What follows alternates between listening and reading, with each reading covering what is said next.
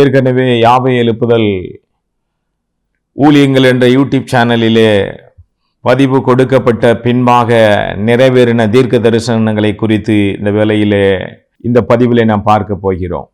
We are going to listen to what we have already prophesied and recorded in the Yahweh Revival Ministries YouTube channel, what God prophesied and what has been fulfilled. 1 தெசலோனிக்கேயர் 5வது அதிகாரம் 20-22 வசனங்களிலே தீர்க்க தரிசனங்களை அற்பமாய் எண்ணாதிருங்கள், எல்லாவற்றையும் சோதித்து பார்த்து நலமானவைகளை பிடித்து கொள்ளுங்கள், பொல்லாங்காய் தோன்றுகிற எல்லாவற்றை விட்டு விலகுங்கள். In 1 Thessalonians chapter 5 verses 20-22 it is mentioned, do not despise the prophecies but test everything, hold fast to what is good and abstain from every form of evil.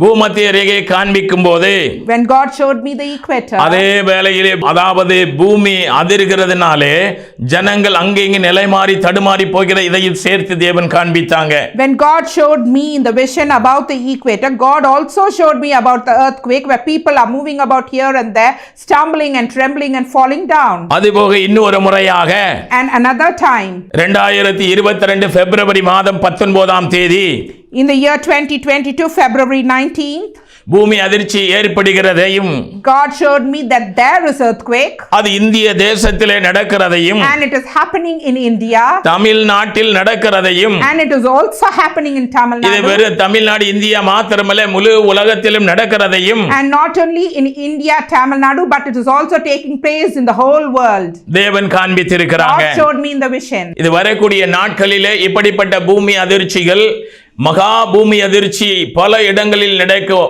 அப்படின்னா சக்தி வாய்ந்த பூகம்பம் என்று நாம் பேப்பர்களிலே செய்திகளிலே வாசிக்கிறோம். above 7 ரெக்டர் அளவிற்கு அந்த அளவிற்கு இந்த பூமி அதிர்ச்சிகள் இனி வரக்கூடிய நாட்களிலே நடக்கும்.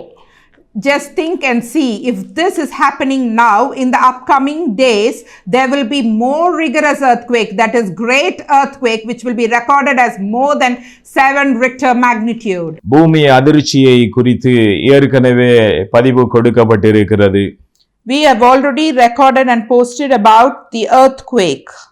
கடந்த வாரத்திலே அந்த பூமி அதிர்ச்சியை குறித்து, அதாவது ரஷ்யாவிலே அடுத்தடுத்து 3 முறை சக்தி வாய்ந்த நிலநடுக்கம் ஏற்பட்டது. அதே போல அமெரிக்க தேசத்திலே அலாஸ்காவிலும் ஏற்பட்டது. Last week we saw that there was a great earthquake, that powerful and very immense earthquake which took place in Russia 3 times, and also in America, in the Alaska this earthquake took place. அது ரஷ்யாவிலே Kamchatka என்கிற பகுதியிலே அந்த பூமி அதிர்ச்சி ஏற்பட்டது. In Russia, in the place called Kamchatka, this earthquake took place.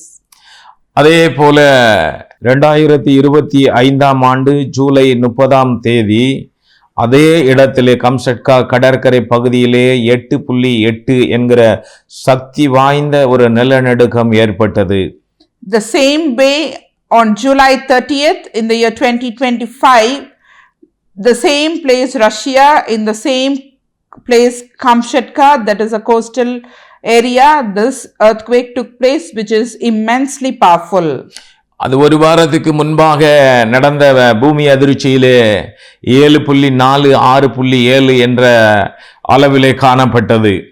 And last week which took place, the Russian earthquake, we saw that it was recorded as 7.4 Richter magnitude and 6.7 Richter magnitude. அதே போல ஜூலை மாதம் 9ஆம் தேதி இந்திய தேசத்திலோ 4.4 என்கிற அளவிலே டெல்லியிலே பூமி அதிர்ச்சி ஏற்பட்டது. And also in the nation of India, in the capital city Delhi, on July 9th 2025, it was recorded 4.4 Richter magnitude. இதைத்தான் கடந்த வாரத்திலே யானை வரும் பின்னே மணி ஓசை வரும் முன்னே என்று சொல்லி, அதாவது இந்திய தேசத்திலே 4.4 ஜூலை 9ஆம் தேதி நடந்தது. ஆனா தேவன் சொல்லியிருக்கிறது 9.1 என்று தேவன் இந்திய தேசத்தில் நிலநடுக்கத்தை குறித்து சொல்லியிருக்கிறாங்க. இந்தியாவிலே ஜூலை 9ஆம் தேதி 2025 இந்த ஆண்டிலே தலைநகரத்திலே 4.4 என்று நிலநடுக்கம் என்ன செய்தது, காணப்பட்டது. In the capital city in Indian nation this year 2025 July 9, it has been recorded 4.4 Richter magnitude earthquake. ஏற்கனவே இந்தியாவிலே பூமி அதிர்ச்சி 9.1 என்று தேவன் 2025 ஆண்டு ஜூன் மாதத்திலே சொல்லி இருக்கிறாங்க.